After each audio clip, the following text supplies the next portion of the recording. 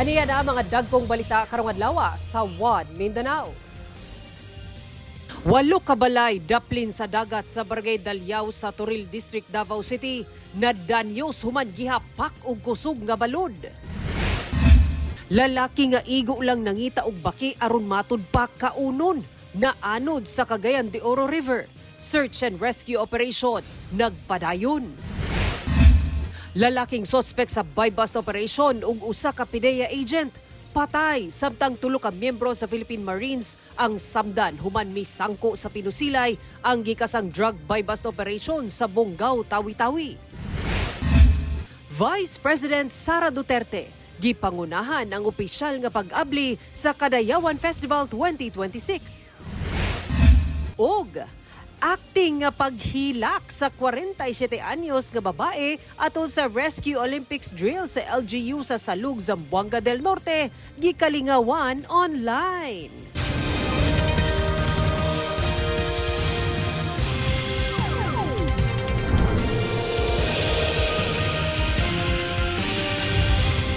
Maayong hapon, Mindanao. Ako si Sara Hilomen Velasco.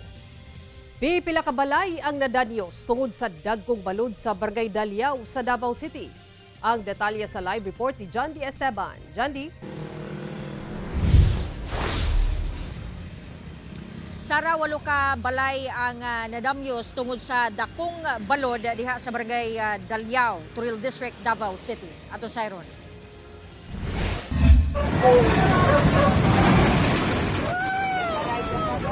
Wala na nahimo ang tagbalay kundili ang pagtanaw sa pagbanla sa ilahang panimalay sa dagkong balod.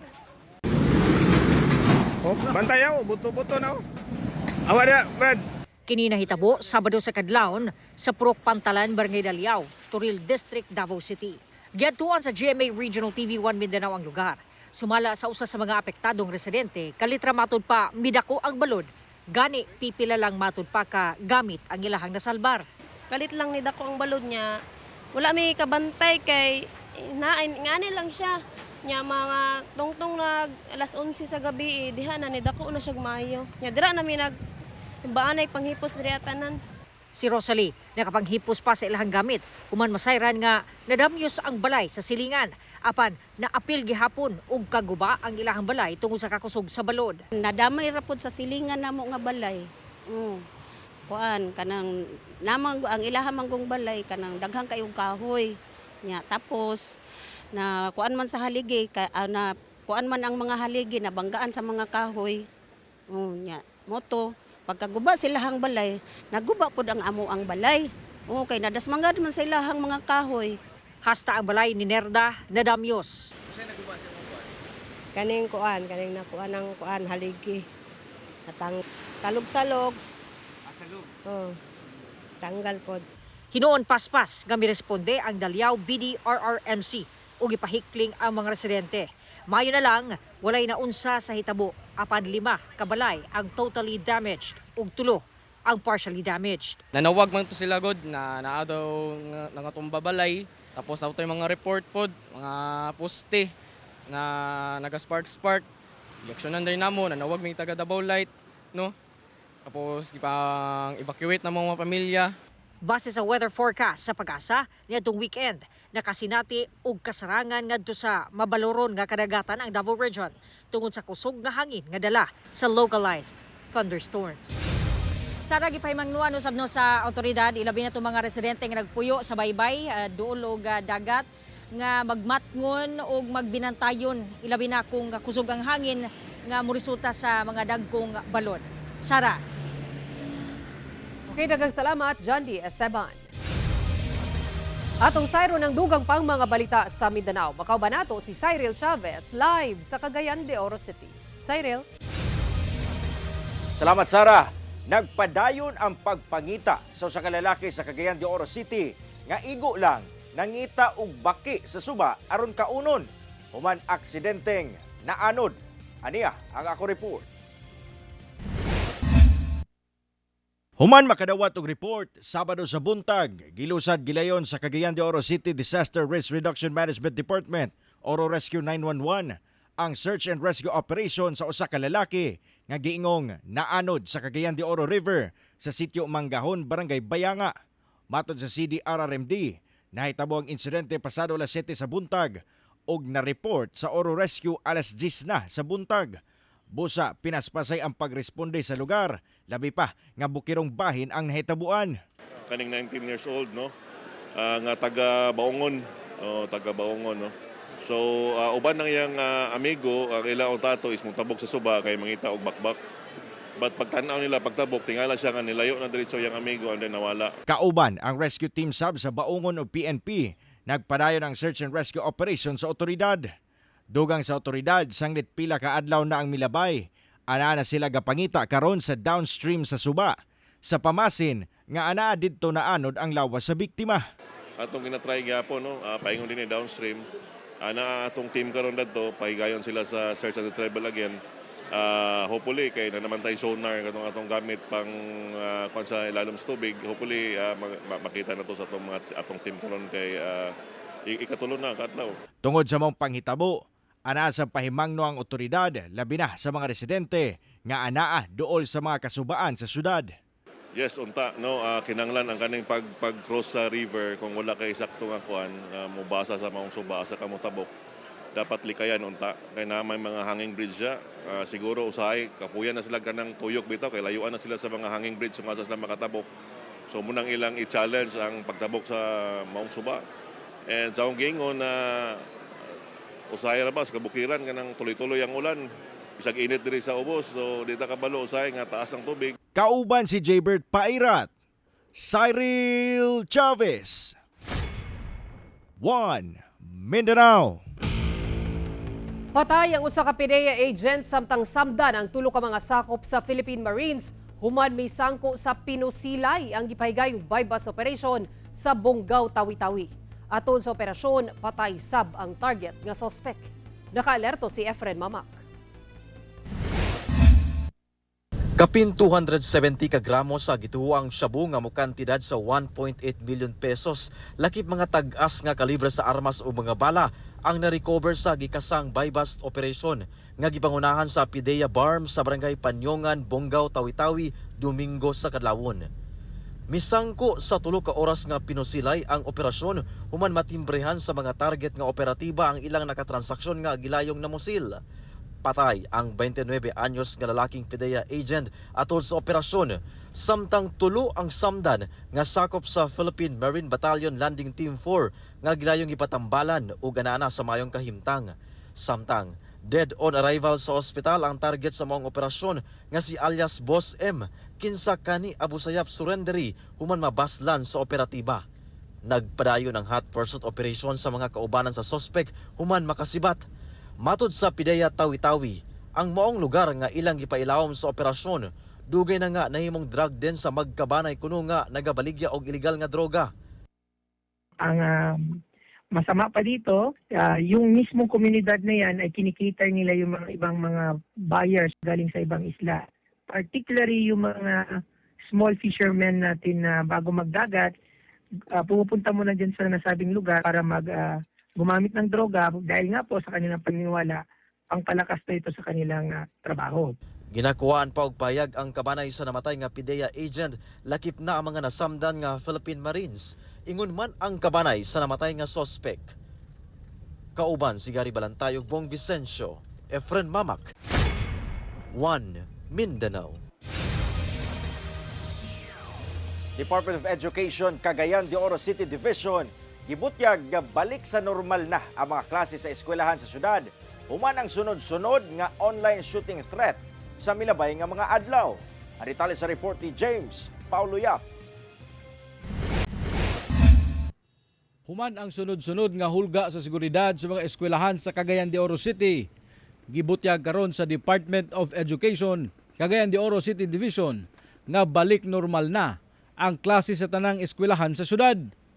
Sumala sa Schools Division DRRM Head, nga gipaniguro nila ang kaluwasan sa matag estudyante, una sila gipabalik sa pagtungha. Nabantay sa mga pulis sa mga investigation, di man po siya tinuod, pero mas pwede nang maniguro sa ta. Nagpahimangno sab sila sa mga estudyante nga mailhan nga magpakatag og susamang online threat nga posible silang mag-atubang og silot ubos sa DepEd Department Order 006. Samtang gimando karon sa kadagkuan sa Police Regional Office 10 ang mas gipakusgan nga police visibility sa mga eskwelahan labi na sa oras sa tingsulod ug gawas sa mga estudyante. Tinguha sa PNP nga makaresponde gilayon panahon nga adunay tinuod nga hulga sa seguridad sa eskwelahan. In all their actions, kailangan maintain ang coordination sa school officials kasi magkakaiba naman yung environment sa schools. Meron tayong mga schools dito sa highly urbanized cities, may mga schools tayo sa medyo mga far-flung barangays. No? Kauban si Makoy Sempron, James Paulo Yap, 1 Mindanao.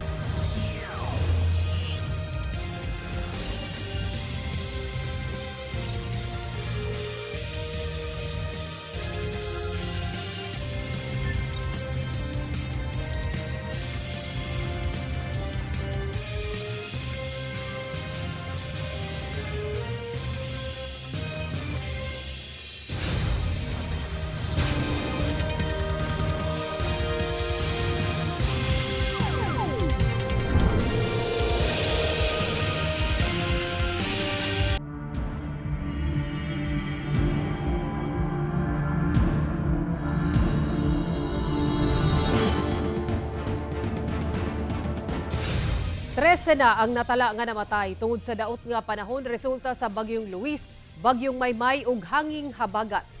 Base sa datos sa NDRRMC as of 2 p.m. August 10, 7 ang namatay sa Benguet, 3 sa Rizal Province ug 3 sa Batangas. 14 ang samdan samtang siyam ang missing. Gibaha ang 5 ka rehiyon, lakip ang Ilocos Region, Cordillera, Central Luzon, Calabarzon ug Mimaropa Region. Sobra 2,000 ka magbanay ang gipabakwit na sa evacuation centers. Moabot sa 100 million pesos ang danyo sa infrastruktura samtang sobra 3 million pesos sa agrikultura.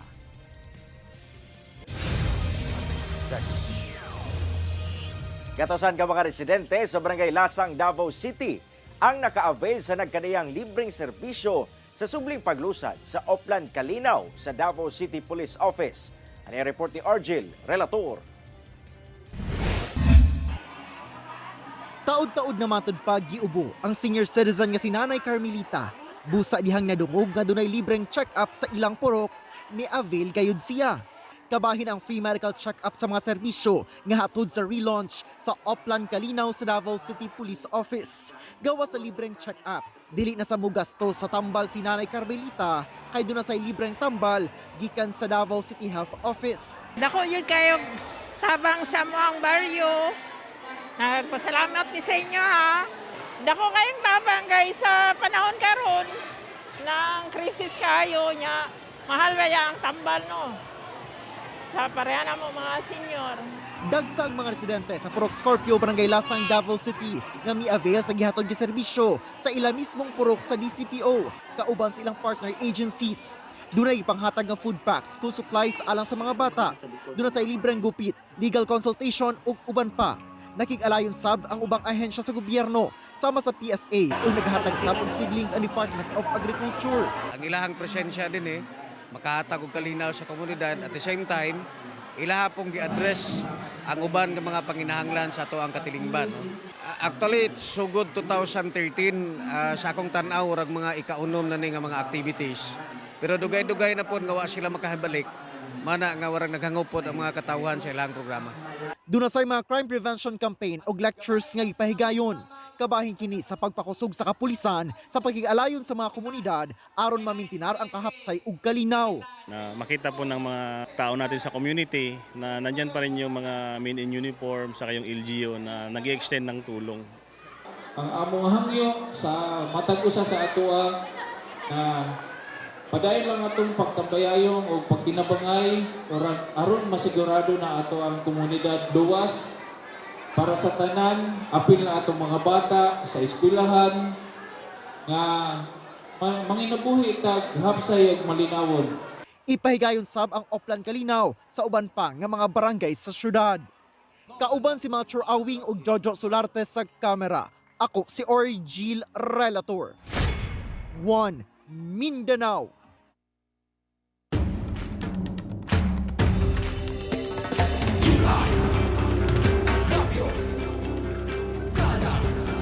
Formal na nga gisugdan ni atong Biyernes ang selebrasyon sa Kadayawan Festival 2026 nga gitambungan ni Vice President Sara Duterte. Ang mabulokong pag-abli sa Kadayawan atong sayron sa report ni John D. Esteban.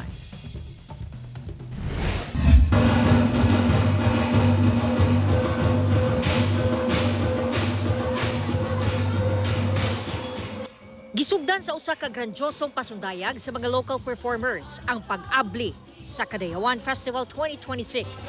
Ang giilang King of All Festivals. Gihatagan og dakong bili ang 11 ka ethno-linguistic group sa syudad. Pinaagi sa pagpaila sa mga deputy mayors ug iya sa matag tribo. Ang Ata, Bagobo Klata, Bagobo Tagabawa, Matigsalo, Obo Manovo, Iranon, Kagan, Maguindanaon, Maranao, Sama ug Tausug.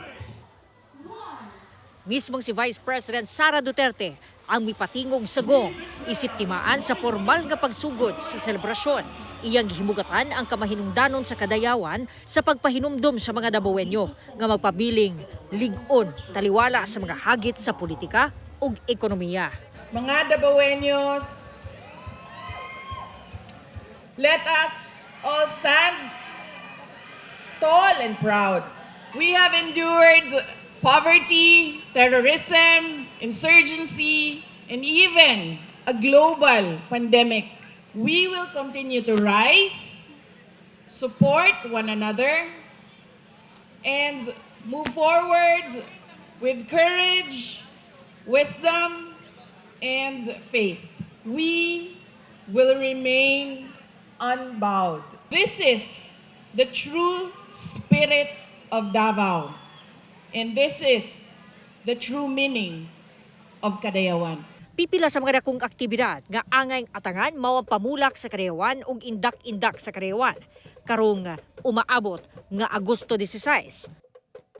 Kauban si Jojo Solarte sa kamera. John D. Esteban. 1 Mindanao. Kapin 7 million pesos nga kantidad sa smuggled nga sigarilyo ang nasakmit sa usa ka bangka nga naglawig sa kadagatan sa Zamboanga City. Duha ka tripulante nasikop. Mukabat sa 1,700 reams sa smuggled nga sigarilyo nga gikarga sa usa ka bangka ang nasakmit sa kapulisan sa kadagatan sa Layag-Layag, Barangay Talon-Talon sa Zamboanga City adlong Huwebes. Ang maong smuggled nga sigarilyo mobalor og kapin 7.1 million pesos. Ato sa operasyon, gikusudiya sa kapulisan ang duha ka mga lalaking tripulante gumikan sa walay igong dokumento nga mapakita. Posible kini mag-atubang og kasong may kalapasan sa anti-smuggling. Wala pa kini miluwat og pahayag. Samtang gi-turn over sa Bureau of Customs sa mga nasakpit nga sigarilyo, lakip ang bangka nga gikargahan sa maong kontrabando. Patay ang sub-leader sa teroristang grupo nga Dawla Islamia Hasan Group.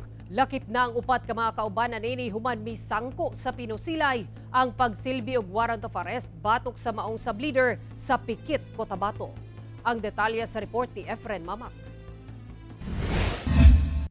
Dead on the spot, kining 5 ka lalaki atol sa nahitabong pinusilay. Human gisilbi sa kasundaluhan og kapulisan ang warrant of arrest sa kasong murder ug frustrated murder batok sa gingong sub-leader sa Dawla Islamia Hasan Group nga si alias Marhom sa balay niini sa barangay Inugug, Pikit, Cotabato pasado alas 2 Huwebes sa hapon. Ang maong mga napatay, pulos mga miyembro sa maong teroristang grupo. Lakip na si alias Marhom. Human ang 15 minutos nga binakbakay, duha ka M16A1 caliber 5.56 mm rifles ug 3 ka mga short magazines ang na-recover sa crime scene. Matod sa 6th Infantry Division sa Philippine Army. Ang maong grupo dunay kalambigitan sa nahitabong pagpang-ambush kaniadto sa kapulisan sa Sharif Agwak, Maguindanao del Sur. This group, Dawla Islamia Hasan Group, is the group involved dun sa pag-ambush ng 5 pulis sa Sharif Agwak which caused the death of the 5 members of the Philippine National Police. Doon sab kalambigitan ang mga napatay nga suspect sa nahitabong pagpanglabay o granada sa kasundaluhan niadtong Hulyo. If we can remember nung the past weeks, mayroong grenade throwing. Inagisa ng granada po yung members ng Scout Rangers natin na mamamalengke. Yung paglagay nila ng explosive device doon sa tangke natin na nasa gilid ng kalsada, nakatouch doon sa headquarters. Ginakuhaan pa og pahayag ang mga kabanay sa mga namatay. Kauban si Gary Balantay ug Bong Vicencio. Efren Mamak. 1 Mindanao.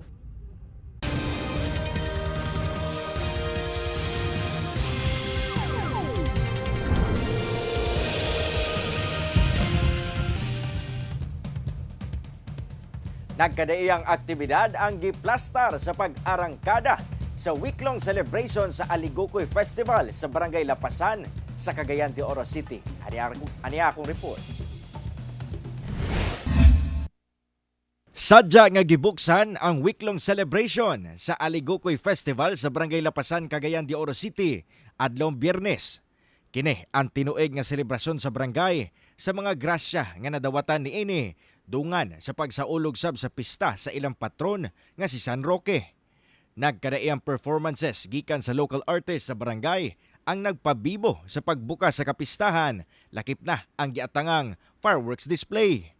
Matod sa Barangay Council, mukabat sa 1.7 million pesos ang budget alang sa Aligokoy Festival karon tuiga. Butang nga ilag yun gipasigo alang sa mga nagkadaiyang kalingawan. Nalang may gipang adjust nga dito sa actual among limit, pero ang event same ra na. Kaysa last year man ang gasto na mo 2 million, 2.6 yata, wala mo ang SK, karon 1.7. Then, wala labot sa SK. Kaya naman yung ang SK gold ay kawalingon location na sila ang nag-handle. Usa sa mga highlights sa mong kapistahan ang Miss Lapasan. Diin magtigi ang 12 ka mga kandidata nga miagi sa makuting selection process. Naplastar na sab ang security measures nga ipatuman. So, may simana na tayo coordination meeting sa atong mga main uniforms, no? Like sa COCO, KSP, Regional Battalion, SWAT, BP, no? CBR. Nahanay na tanan, no? Nanas sa palibot. Gitagaan sab og gibugaton sa Barangay Council ang pagpanalipod sa kinaiyahan, labi pa nga ginganlan ang ilang kapistahan sa Aligokoy nga usa ka klase sa gagmay nga alimango nga abunda sa baybayon sa ilang barangay. Hinoon, minus na ang ihap niini karon kung itandi sa mga milabayng dekada. Epekto sa komersyalismo, busa, doble ang ilang paningkamot aron mabalik ang kaabunda sa maong mga mananap sa ilang kabaybayunan. Kaya grabe na maging ang development. Pero, mahimo nga free sa mga butang na maka-cause ang pollution sa mga sama sa mga garbage nga maprotektahan ang pinaagi sa pag-support ng mga nagkasta. Kaya ang DNR o DPI ko na siya magbutang. Pero ang mag-sustain ang pag-maintain ng barangay Lapasan. Usala sa among effort nga maprotektahan ng mga kadagatan. Cyril Chavez, One Mindanao. Gikalingawan online ang 47 anyos nga babaeng empleyado sa gobyerno gumikan sa daw award-winning nga pag-arte niini nga pang main character ato sa Rescue Olympics sa Salug, Zamboanga del Norte. Atong tanawon sa report ni Efren Mamak. Grabing buhos sa emosyon. Walay puas sa pagsyagit gumikan sa kabalaka. Kini ang gipakitang reaksyon sa usa ka babae diyang nakitaan nga ginarescue ang usa ka lalaki nga nagbuyod human matud pa nahulog gikan sa usa ka building.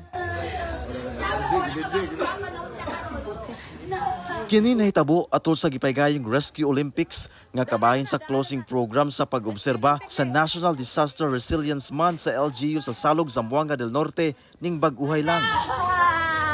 Apan kining tanan, acting lang.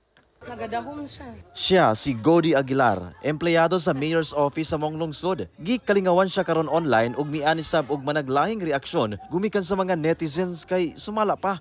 Award-winning ang acting niini. Dunay nag-ingon nga pang-actress of the year siya. Di na gani daw kinahanglan nga mag-audition kay artista na daan. Matod sa uploader nga head sa MDRRMO, nanginanglan daw sila og tawo nga magpakaaron ingnon nga inahan nga nalisang gumikan sa insidente. On the spot daw nila nga gipili si Gody. Apan wala sila magdahom nga pang best actress gyud di ay ang drama niini. Gani tungod sa close to real life nga acting niini, duna daw residente nga nalisang sa hitabo. Hoy, dili, Rescue Olympic ni sir. Demo ni Rescue Olympic ni. Apan ang acting ni Gody, duna di ay rason. Sumala niya ang pagkamatay sa iyang usa ka anak kaniadto gumikan sa sakit ang iyang nahimong hugot sa iyang matinud-anon nga acting. Kung namatay akong anak ba sir din na gamit yun ako sir, murag sakit jud nga bilang ginikanan sir, nga may tabuan ka sir. Tuod man godi ang imong acting pang main character. Kauban si Gary Balantay ug Bong Vicencio. Efren Mamak. 1 Mindanao. Mas exciting ang Cagayan Festival 2026 sa Davao City sa pakigduyog sa Kapuso Stars. Kasadya og kalingawan ang hatod sa Kapuso Stars sa sa ipahigayong Kapuso Mo Show karong August 15 Sabado sa Ayala Mall sa Breeza Activity Center sa Davao City. Makauban nato ang cast action drama series nga Hari ng Tondo nga sila Isabel Ortega, Ruru Madrid ug Dennis Trillo. Makisadya sabang cast sa upcoming GMA Afternoon Prime Comedy Drama Series nga Delivery Boy nga sila Will Ashley ug Mika Salamanca. Magsugod ang programa alas 4 sa hapon. Kita-kits ug happy kadayon mga kapuso. Mamahimo ninyo makita kining episode pag-usab ug uban pang lokal nga balita pinaagi sa pagbisita sa official website sa GMA Regional TV o bisitahan ang among official YouTube channel ug i-click ang subscribe button para sa pinakahuling balita sa mga rehiyon. Ug mao kato ang mga ulihing balita sa Mindanao karong adlaw. Daghang salamat sa atong mga kapuso sa Mindanao nga nagalantaw kanamo ug sa atong mga kapuso abroad. Kami ang GMA Regional TV 1 Mindanao. Walay gidapigan, walay giprotektahan, kani adto karon serbisyo tinuod lang.